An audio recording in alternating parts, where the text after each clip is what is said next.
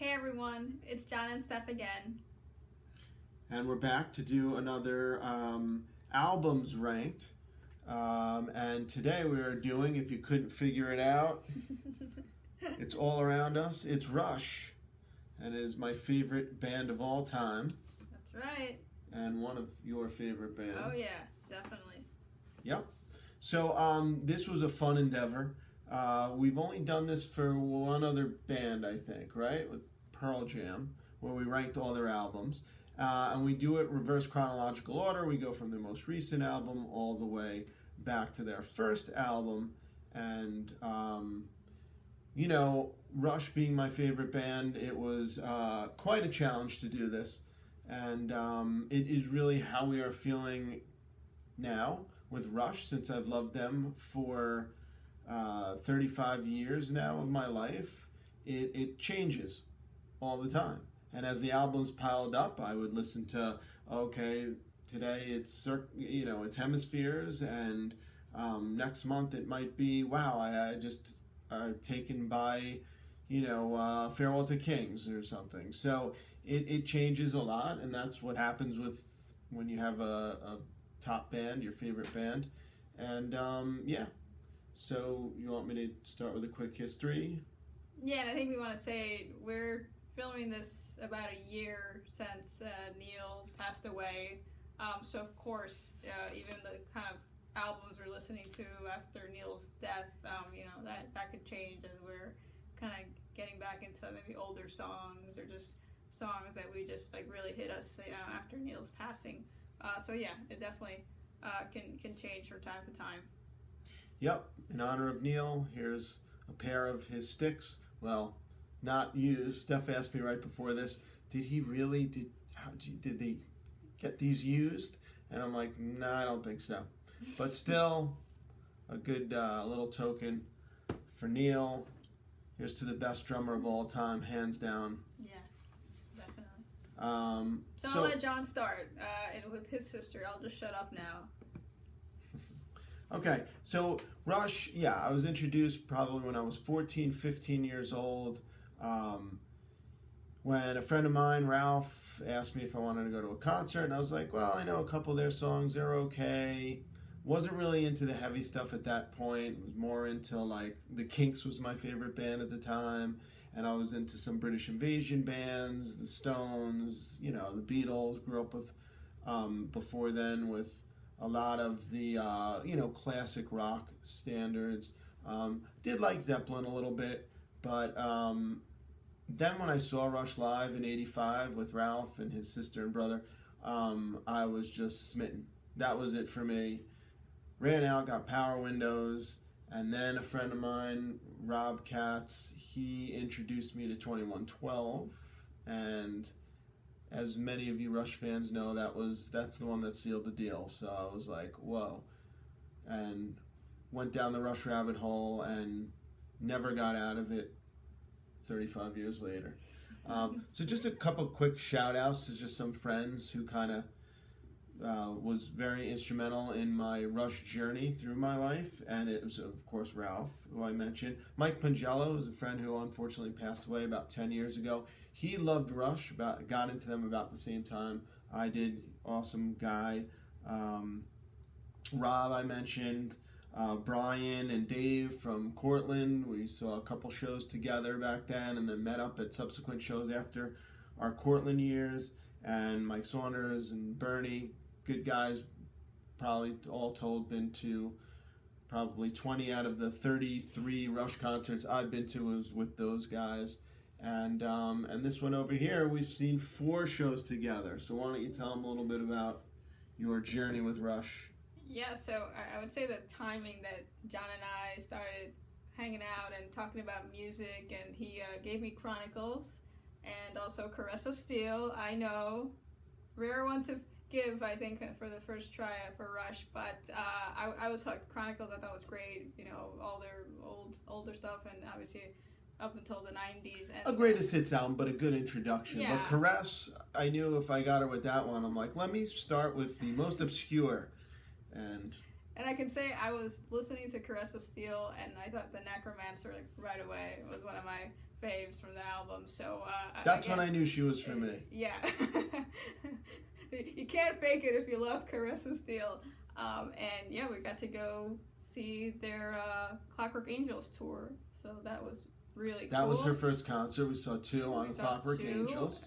Yeah, and then of course our 40, we got to go see them twice for that. And the second time was pretty cool because John just happened to just go stand online at Madison Square Garden and got, I think, like the last tickets they had. Yeah, day of, and the woman claimed, all right, these are the last ones, because I thought it was sold out, but we got into the Garden show, and thank God, because, you know, it was a great show, and it was our final Rush show. Yeah. Yeah, so, all right, should we start? Yeah. Okay. So we are going to, again, go reverse chronological order. So we will start with Clockwork Angels. So where do you have Clockwork Angels? So I had it at number 10. I thought that this album, I mean, being their last album, very strong album, and I think Rush, 40 plus years, and I mean, look, they came out with a fantastic, what would be their last album, obviously.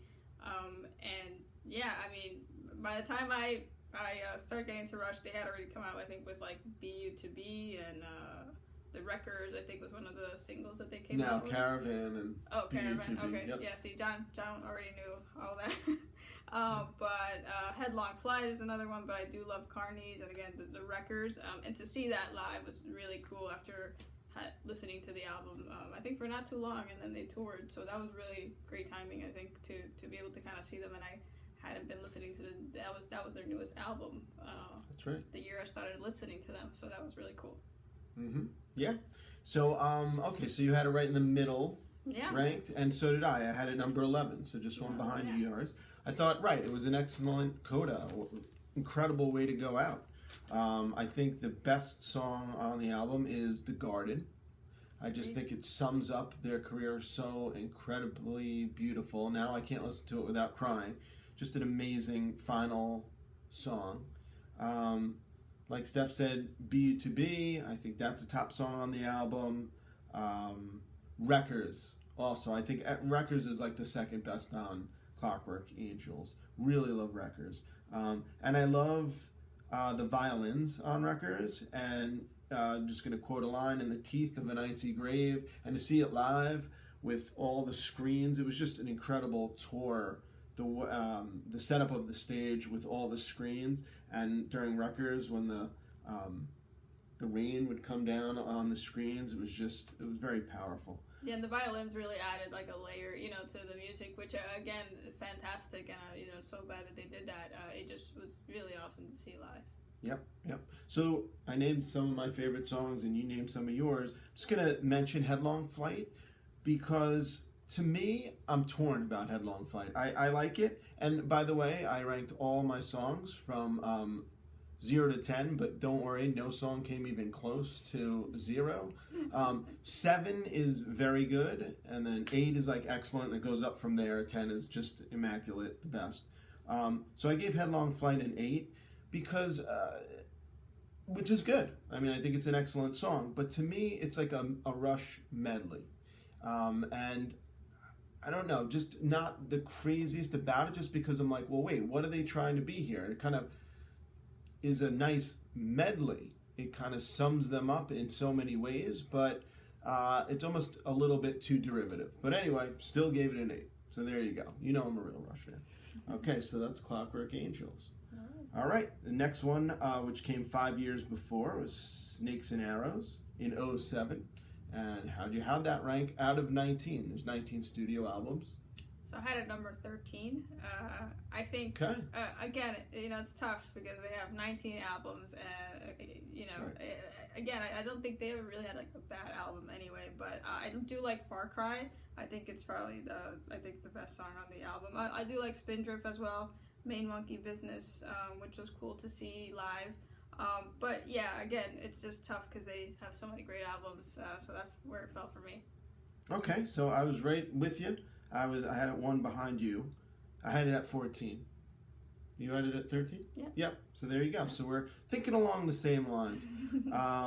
And I agree, Far Cry is one of the best songs, but I do think Spindrift is the best off the album. I gave it a 9. Let's see. What else? I just want to mention one other song off the album, which is Good News First, which I gave an 8. So I think it's an excellent song. I agree.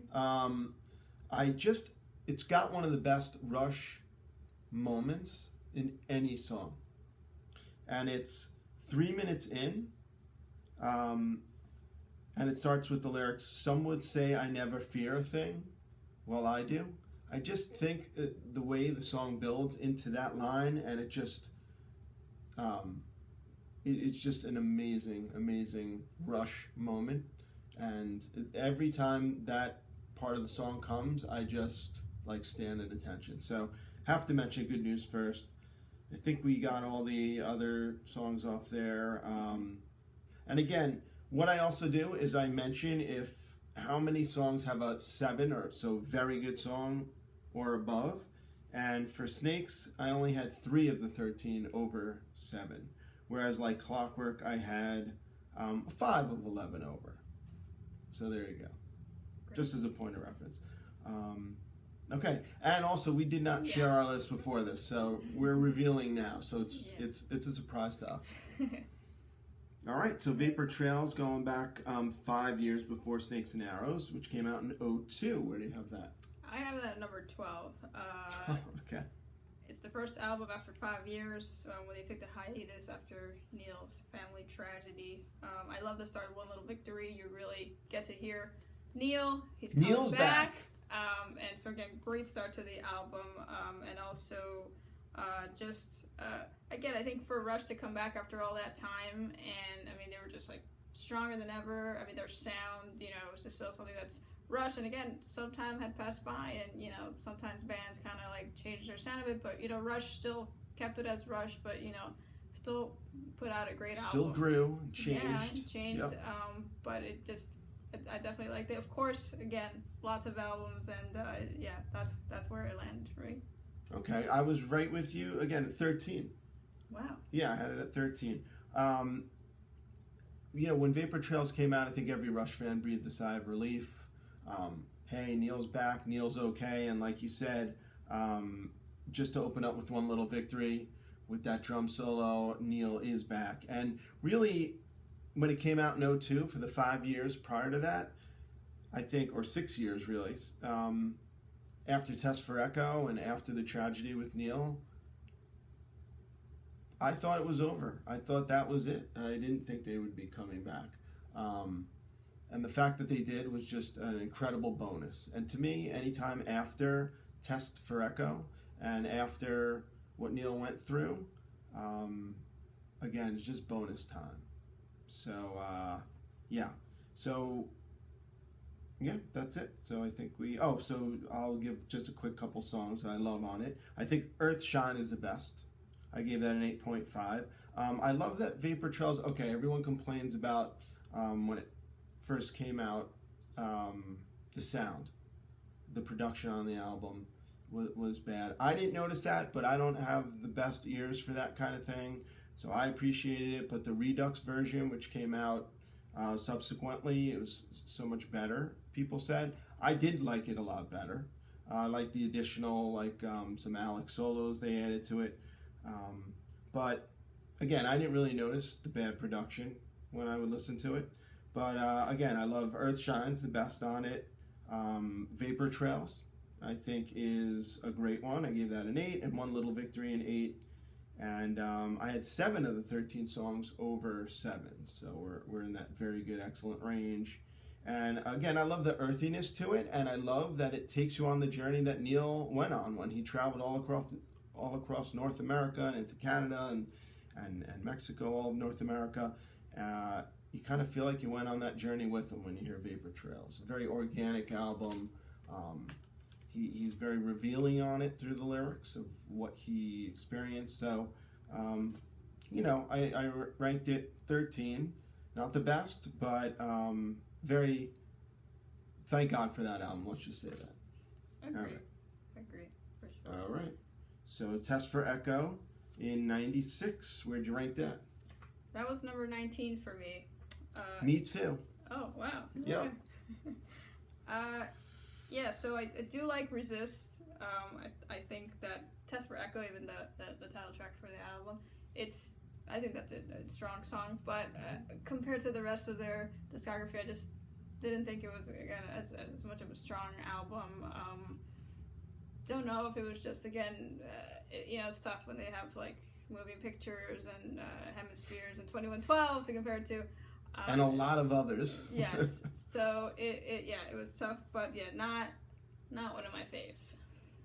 Now, me either. So as you said, it was my least favorite. I just don't think it aged well. Test for Echo. There's a couple songs there about the internet being so new. So again, it just didn't age very well. And like you said, I think Resist is the best song off the album. Let's see. Test for Echo, the song itself is good. Driven is a decent song.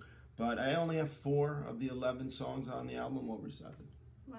Okay. So, yeah. And I do want to say, I think Neil's drumming is amazing on that album. I think it might be like his favorite album that he did. His favorite album for his drumming. Because I think that right before Test for Echo is when he kind of changed his drumming style. And he took lessons from Freddie Gruber, the jazz drummer, and he changed his technique after 30 years. And Test for Echo, he's very proud of his drumming on that. Yeah. Okay. Yep. All right, let's go back in time to 93. Counterparts. How'd you rank that? You want me to go first? Yeah. Okay, I gave it not much better than Test for Echo. 17 out of their 19 studio albums. I only have 5 out of the 11 songs on it over 7. I think that Stick It Out is the best song on the album.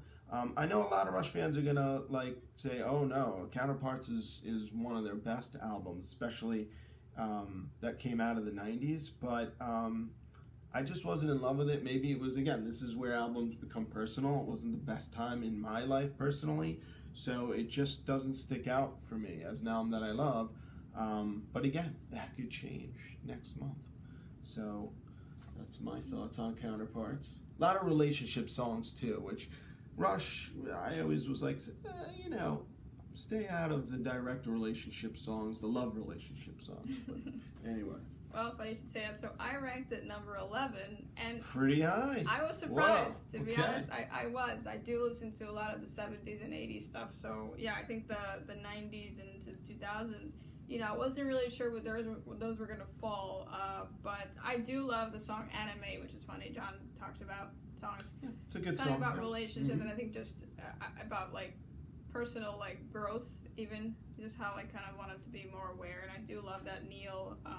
If you watch that video of him explaining the song, it's also about just finding balance and being ambitious, but there's also that element of the male and female kind of standards, or what we thought kind of in terms of gender we should be. And so I think it's very interesting, but I do agree Stick It Out is a great one. Leave That Thing Alone is also awesome, and Everyday Glory I do like as well. So I think that's why for me it really ranked a lot higher of an album from the 90s. So again, interesting for me.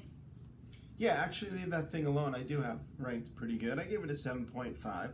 Much better than their following instrumental. They typically, Rush for many years, had one instrumental on each album, and with Test for Echo, I thought it was their worst instrumental, which is Limbo. Just my opinion. But Counterparts, instrumental, Leave That Thing Alone, pretty good. Yeah. Sweet. All right. So we're going back to Roll the Bones in 91. That's when I was in Cortland. So Roll the Bones 91, where do you have that ranked? So that was a lot lower, number 17 for me. It's interesting because I do think that they had some, great songs in terms of Ghost of a Chance, loves about relationships, Bravado and Dreamline I think are great. And I think I'm impressed by Rush with, again, later albums, and yet Alex Lifeson guitar playing just super, again, top notch. Same thing with Neil, and of course love Geddy's voice. I know many people say otherwise, but I don't know. Again, compared to the rest of their repertoire, it's just not high on my list. Okay. Yeah, it's not much higher on my list. I have it at 15. So I only had 4 albums worse than Roll the Bones. Which, by the way, if you want to see when I'm ranking the albums, you could just basically just point it out on my shirt. Okay? I think it is in chronological order. Here's the original album, goes this way, and boom, up to Clockwork Angels. So Roll the Bones, number 15 for me. Yeah, Bravado, to me, is the best song off the album. I just love Bravado. Gave that an 8.5. I have half of the songs, 5 out of the 10, in the very good range. So even an album ranked 15th for the band, I have half of the songs that are in the very good range. But yeah, Bravado, like you said, Dreamline, Heresy I like. I love that line, all around this great big world, all the crap we have to take, bombs and basement fallout shelters, all those wasted years. Just love that line and how apropos to lots of things going on in today's world. So, yeah, that's it for me. Yeah, Ghost of a Chance you mentioned. Yeah, I like Ghost of a Chance too. Yeah, I think one of John's friends, that was their wedding song. So, again, for you Rush fans out there, getting married, there you go. There's one great Rush song you can do as your wedding song. Yeah, I think they're maybe the only couple in history that had their wedding song. But that's cool. Good for them. Yes. All right. So, going back 89 is Presto. Where do you have Presto, right? For me, it's number 16. I do love Anagram from Mongo. A fun, brilliant song written by Neil. Of course, that one also has The Pass, which I think it's just one of like the saddest but just beautiful crafted songs about adolescent suicide, which I do love Neil talking about and how he was just really delicate about the subject, and he, really wanted to make it right. I think it was one of the albums he said, like, if he could do over, because he just really wanted to make sure he, was again very considered about the topic. You mean if he could do over that one song or the whole album? I think that one. I'm not sure if he just meant in terms of all, but I think he was I think it was based on a friend who told him about that, and he again. So the song, The Pass, you're talking about. Yeah, I don't know if the whole album also in terms of general. Maybe it's one of those albums that if he could redo, I'd have to. Ooh, I would hope not, because I have it ranked at number 7. I think it's an incredible album. Yeah. Okay. Awesome, but I think Show Don't Tell. I think that's definitely one of my favorites, and Superconductor. I think it's a fun song from the album. But yeah, not high on my list, of course. Wow. Well, I disagree. Have it very high. I have 7 of the 11 songs over 7.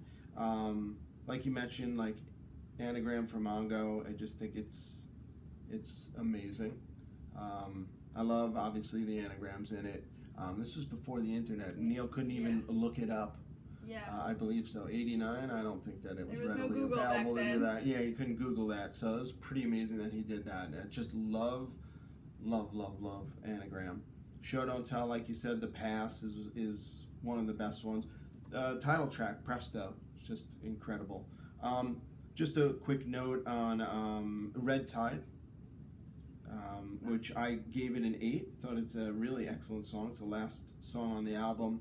Addresses climate change. So way back in 89, Rush was on it.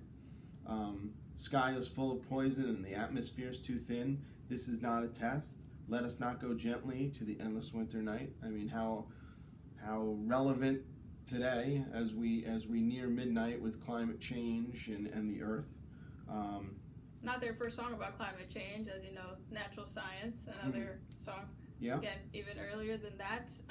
And I love that for Red Tide, they used the quote from a poem, famous poem. That's right, by Dylan Thomas. Yep. That's right. Let us not go gently to the endless winter night. Yep. Yeah. All right, so I'm very high on Presto, and you are not. Shame. All right. Now going back 2 years prior to Presto, Hold Your Fire in 1987. I was in high school when that came out. I was a junior.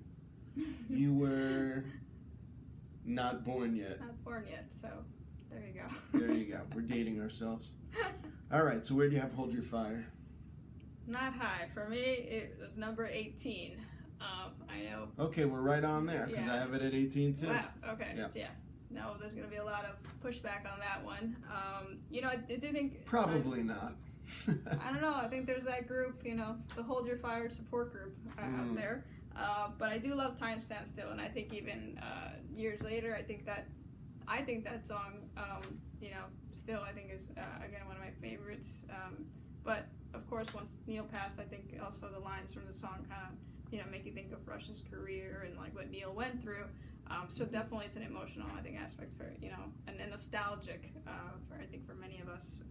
But I think also Force 10, I think one of my favorites for sure, I think, which is on Chronicles, and Open Secrets and Lock and Key. I really do enjoy Lock and Key.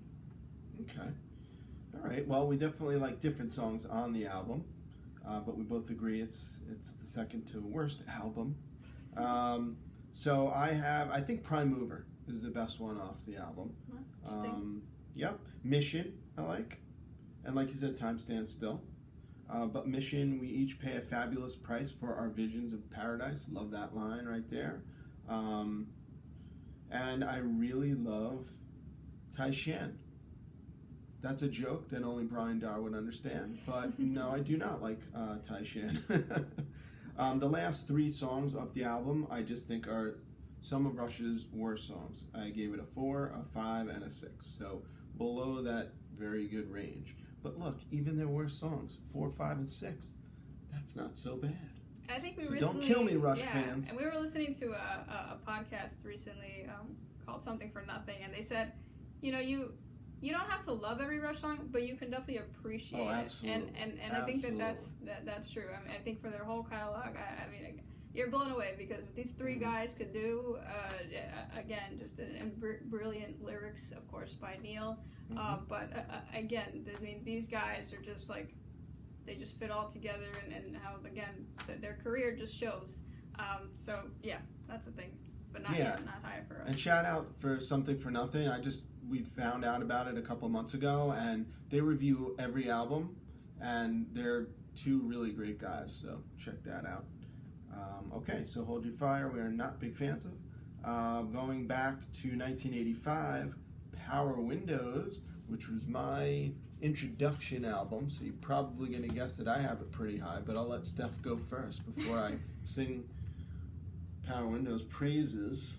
And I do want to say it's pretty interesting. John and I grew up different generations. I was way late on starting to listen to Rush, but for me it's number 5.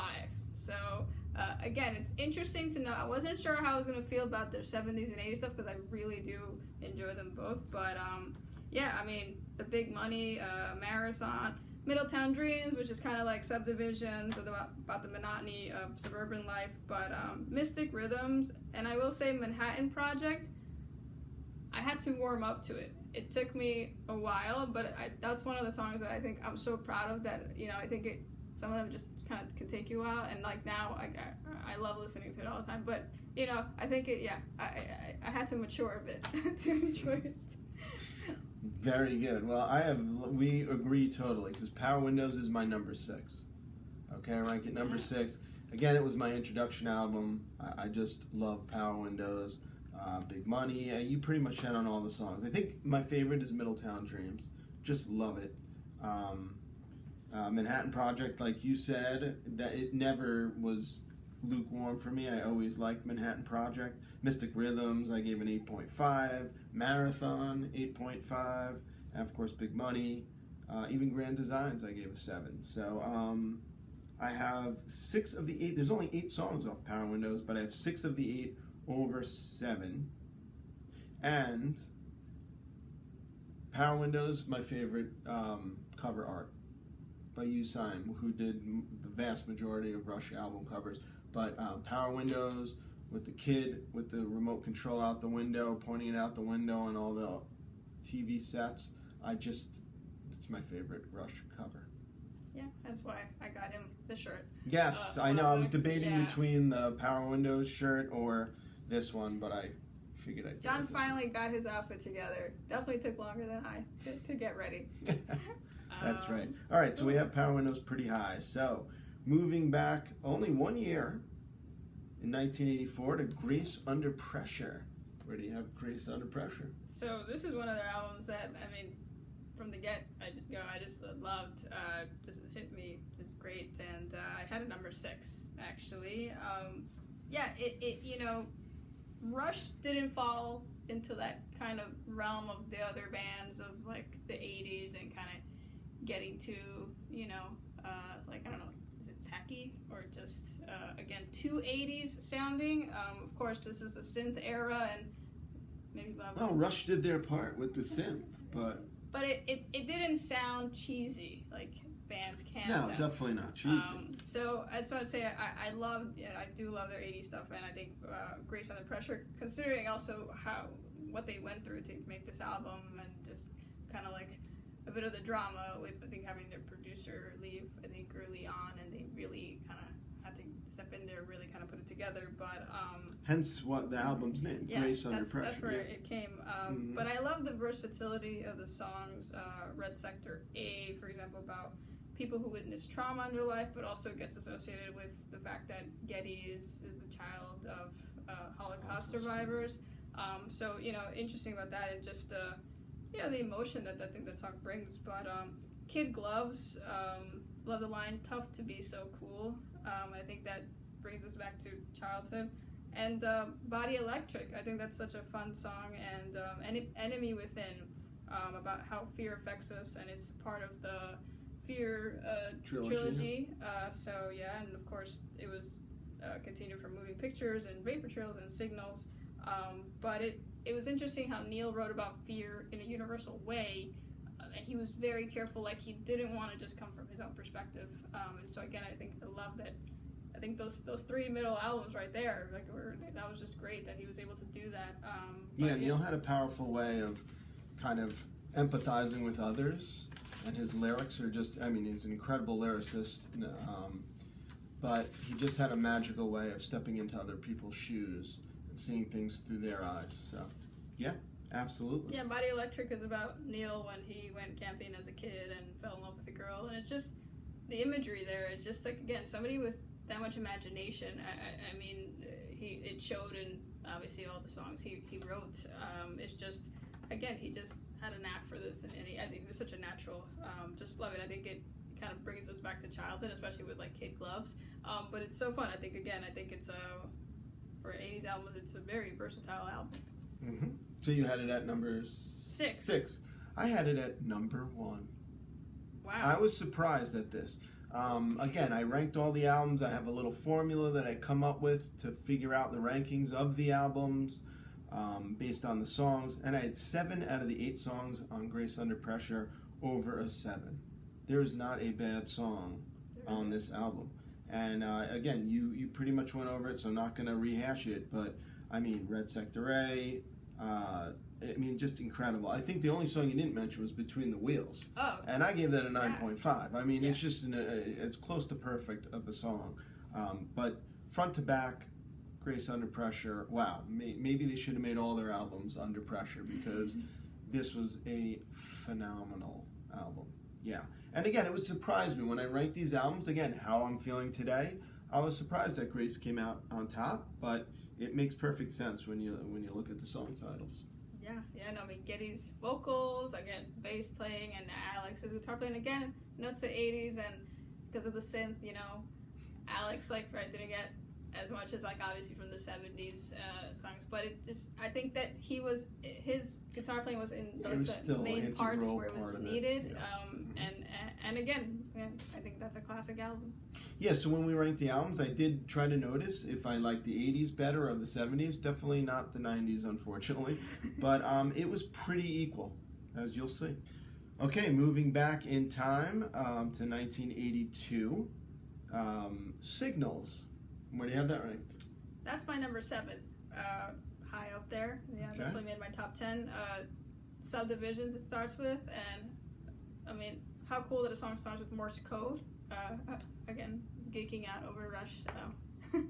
I think just you would know. And she liked Subdivisions, and she didn't even grow up in the suburbs. She grew up in the city. But for a kid growing up in the suburbs, come on, Subdivisions is the song. And that's the thing about Rush. I mean, they're so relatable, and I think that's, along their whole career is where you saw their lyrics that Neil came up with. Just, again, very relatable. Mm-hmm. And also, just Losing It, I thought was great. We saw them play that in Newark, which is great. Jonathan Dinklage played the violin, which is awesome. And Digital Man and Countdown, great songs. So, yeah, great top album for me. Okay, I have it at number 4, so I have it a little higher than you. Wow, okay. So yeah, I think that Signals and Grace for me, I put them together. Again, because I got into Rush again, like I said, during Power Windows, so I kind of threw Signals and Grace together. They sounded similar to me, and it makes sense that I kind of rank them now. Grace number 1 and Signals number 4. Yeah, an amazing album. 7 out of the 8 songs I have over a 7. I think Subdivisions, Analog Kid, The Weapon, New World Man, Losing It, like you said, is great. And I really have a new appreciation for Losing It, like Steph said, after seeing it live. Probably wouldn't have ranked it as high, but after you see it live and now I hear it and it brings me back, just an amazing song. Very sad song, one of Rush's saddest songs. But and whereas you like Countdown, that to me is the only kind of throwaway song in the whole album. I give that a 5. And all the others aren't anywhere close to a 5. They're way up there. So we're such amazing opposites. album, yeah. Such opposites oh in yeah, that one. such opposites. All right, so that's Signals. All right, so 1981. Moving back in time, Moving Pictures. I'll let you go first for this one. Okay, well, I mean, what can be said about Moving Pictures that hasn't been said a million times already? I ranked it as the 3rd best album, okay? Red Barchetta, I have an 8. YYZ, 8.5. Limelight's incredible, a 9. I think Camera Eye is the best off the album. Okay.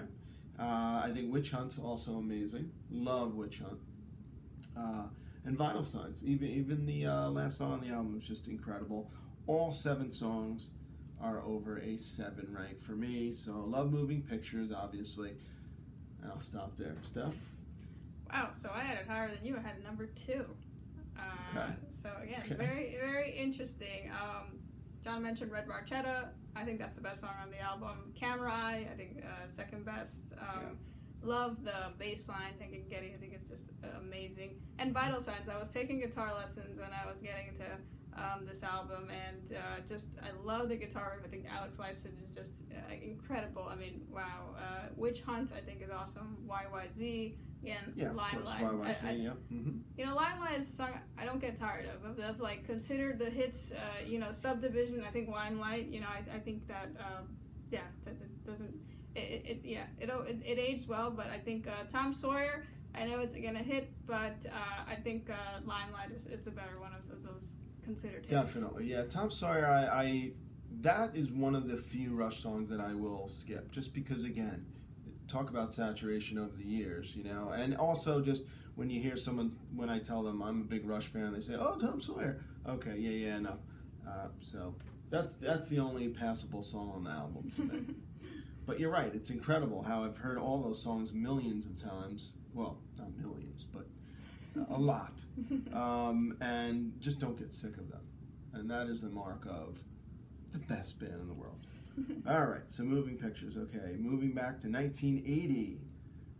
Rush brought in the 80s with Permanent Waves. And maybe I'll go first on this? Yeah. Okay, I ranked it 10. So kind of right in the middle of it, Permanent Waves.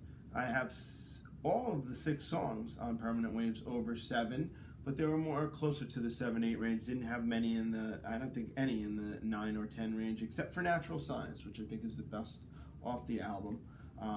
While others were taking bathroom breaks when Rush did Natural Science live, I was like, no way, I'll take a bathroom break after that. I love Entre Nous. Jacob's Ladder is another great one, which I know that you love, and we got to see on the last tour live, which is amazing. And of course, it's got Spirit and Free Will on it. Have it number 10. How about you? A lot higher than John did. I had a number 4. Okay, I respect that, totally. Yeah. I mean, I know this was a more radio-friendly kind of album. Yep. They had gone away with like the 20-minute instrumentals. But although they put in Natural yeah. Science, but yeah, Natural Science was like an exception. But Spirit of Radio, of course, that's a fun one to see live. Again, that was made for live. Yeah, that was made for live. But Free Will, again, I think it resonates with a lot of us. Entre Nous, like John mentioned. And Natural Science. I mean, Natural Science because it's a song about climate change, and I mean, they wrote it like 40 plus years ago. Isn't that insane? I think that yes, obviously it made my top 5. So will always be an album that I'll never get tired of listening to. Yep. Okay, so that's Permanent Waves. Moving back to 1978, Hemispheres. Where do you have that ranked? So that is number 1 for me. Yes. All right. I mean, beautiful. You know, just an epic album. I mean, right off the bat, you have to talk about La Via Strangiato, which is, I believe, about a bad dream that Alex had. And Neil joked that they spent more time on that than all of Fly By Night. So, really funny. Oh, God, I wish I could have a bad dream like that. But, I mean, wow. I mean, if you didn't know if Rush had it, I mean, look at La Via. And, of course, that was after 2112. But just, again, I mean, Cygnus X1, Book 2, love it. The Trees, just an epic album all around. And just the mastery of the song arrangement. I mean, again, these guys were not giving you your, like, mediocre kind of music and just putting it out there. I mean, you know they worked super hard on this. And the brilliance of Neil's lyrics, just musicianship at its highest level. And again, I could just listen to that song forever. And Hemispheres is just an epic. It's like a 19-minute or however long. It just is incredible. It's like 5 songs rolled into one, which it is. It's broken up into different parts. But I gave that a 9.5. I just think it's an epic side of an album. And like you said, La Via, I love Alex's solo. It's my favorite of all his, and he's got some amazing solos. But in the middle of La Via, just such a hauntingly beautiful guitar solo. And thank you, Alex, for that. The Trees is amazing. Circumstances, all 4 songs to me, no question, over 7. And I ranked it my second best album. So wow, okay. So we're close right there, yeah. That's really awesome. Yep. All right. So going back to 77, only 1 year. They were coming out with albums hot and heavy in the 70s at this time. So Farewell to Kings. You want me to go first? Yeah. All right. I have it ranked 8th, which really surprised me because there was about a 10-year period where I told everyone that Farewell was my favorite Rush album. But that was before I sat down on paper and really listened and ranked everything. I think it's a great album, but it's faded to now in 2021, for some reason, just a little bit down the rankings for me. I am not a huge fan of Xanadu, and that might be one reason. I ranked it a 7, but I don't know. I'm just, again, not a huge fan of Xanadu. Love Closer to the Heart. Love Cinderella Man. I think those 2 are tied for the best on the album for me. And so I have it number 8th. So don't kill me. Still have it in the top 10. But so I had it at number 8 as well. So that's okay. That's all right. That's interesting. Again, I find it interesting for John, who was obviously a fan and around when they were in like the mid '80s. But to me, I mean, mid-80s, but I wasn't a fan in 77. No, right. But for him to get into Rush, obviously, way back. A lot more recently at the time. I see what you're saying. So, but for me, I mean, I love Closer to the Heart. I think it's, definitely one of my favorites. And Cinderella Man, I think we were at a show, was it in Newark? We met a guy from Nebraska who was with his girlfriend and told us a story about when he was like 13 and his girlfriend broke up with him, and he listened to this song many times, and his current girlfriend never had heard that story, and that was just really cute. And just she was probably like, who is Rush? And Xanadu, I disagree with John. I think Xanadu is such an awesome song. I mean, I'd how say can you not 95% of Rush fans disagree with me. But But I like it. Look, 7. I rank it very good, but not excellent like a lot of people think. yeah, just I never skip Xanadu. Yeah. So yeah, I'm right again. Obviously it made my top 10. But yeah, there's still like other albums that I think I really do enjoy listening to just a bit more. Okay. All right, going back to 1976, when I was only 6 years old, 2112. Where'd you rank it? So that was high for me. I think you can tell it's kind of even with the 70s and 80s, but it was number 3. Okay. Another epic album. Thank obviously. God. I thought when you said high, I was like, high, does she mean low on the list? High on the list? Like number 15? But good. Very good. Okay. Epic album. I think this is what propelled clearly Rush's career, put them on the map, really. Just changed the course for them. Changed the course after Caress of Steel. I think they just went into the studio and were just like, to hell with this. If this is going to be the last album. Let's do 2112. Yeah. I mean, let's do Caress Part 2. And bang, it hit. Yeah. And just, wow. I mean, I think that, the side 1 is concept, of course. But side 2, I think is great as well, with Tears and Twilight and Passage to Bangkok. I love the trippiness of side B, clearly compared to side 1. But again, I mean, I'll never get tired of listening to 2112. I will say that. And again, just Rush just shined. I mean, Alex's guitar playing and Geddy's bass playing and vocals, but also, of course, Neil with the drumming. I mean, you just knew. You just knew that this album was just. It will definitely stand the test of time. You can't ever get tired of it, at least in my opinion. Yep. Yeah, I have it at number 5, so of course I have it right up there. 2112, I gave it 9.5. I think it's as close to perfect as you can get. And Discovery is my favorite on 2112. I just love when Alex discovers the guitar. I just love that moment. But the whole thing is epic. Lessons I love. And I think it's obviously a great album, classic album. And when Rob put that on for me, I was like, oh my God. So there you go, 2112. All right. Then the year before, Caress of Steel. Want me to go first on that one? All right.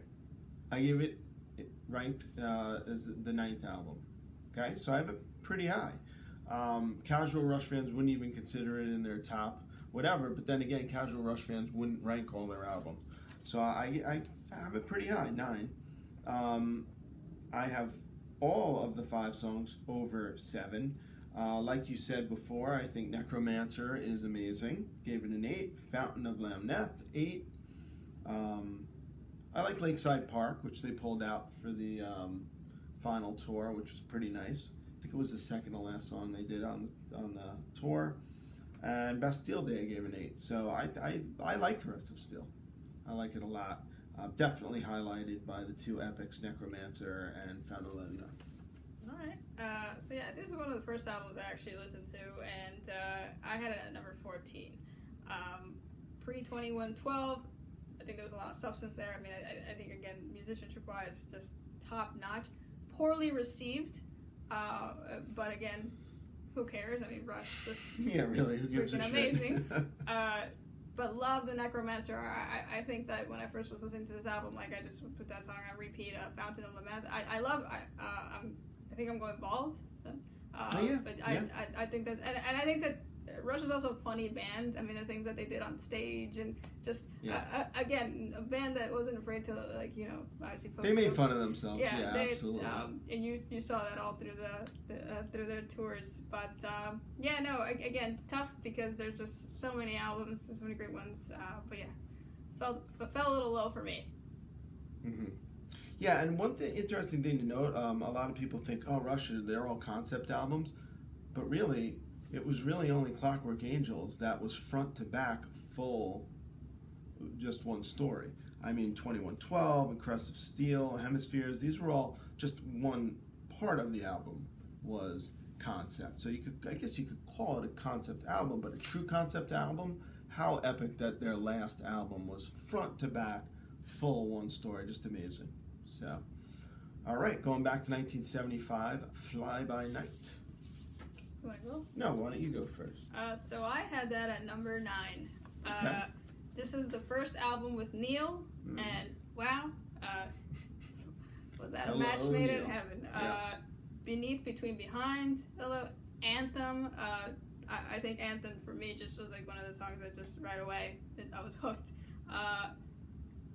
You know, you could just hear how Rush was just, again, they were just like progressing with their music, and like again what Neil brought to the band. In the End is also a great one from the In album. the End, best off the album, Yeah. Wow. Okay. in my opinion.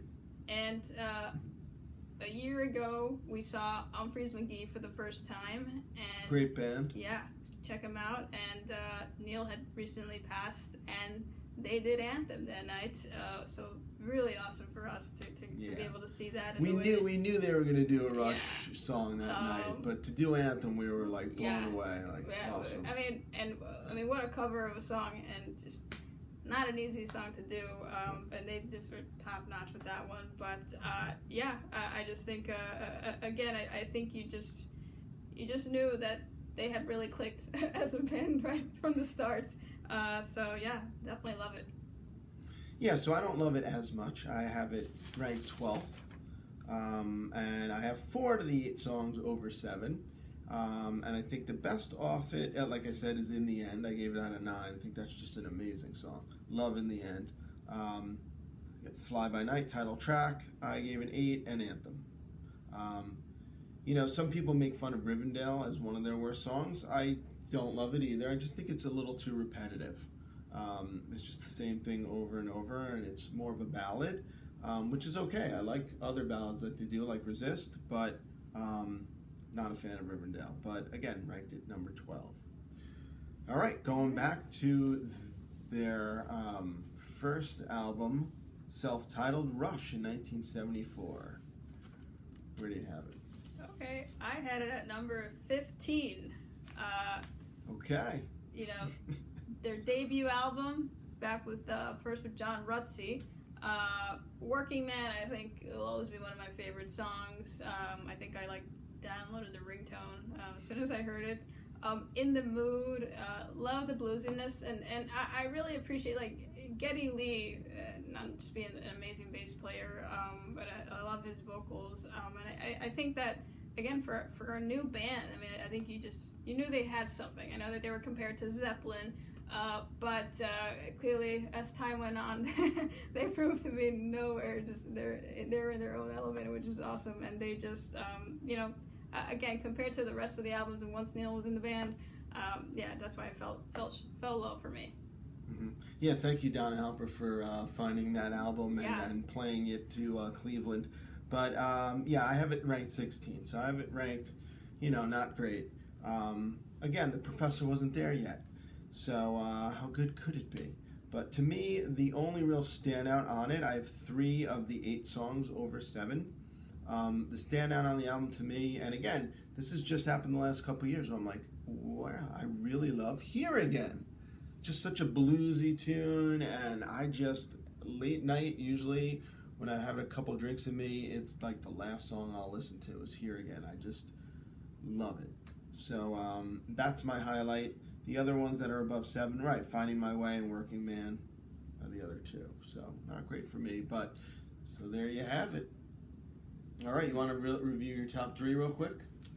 So I had Hemispheres number 1, Moving Pictures number 2, and number 3, the epic 2112. Okay. And I think this was fun because I didn't know where the 70s and 80s albums were going to fall for me, but it looked like it was kind of even. Fairly even. Yeah, and interesting that Clockwork Angels. Maybe 70s a little higher if you had. Yeah, although, I don't know, Moving Pictures, right. But my number 10 was Clockwork Angels, so again, just showed Rush is just amazing. Great album. Great album, great way to go out. Mm-hmm.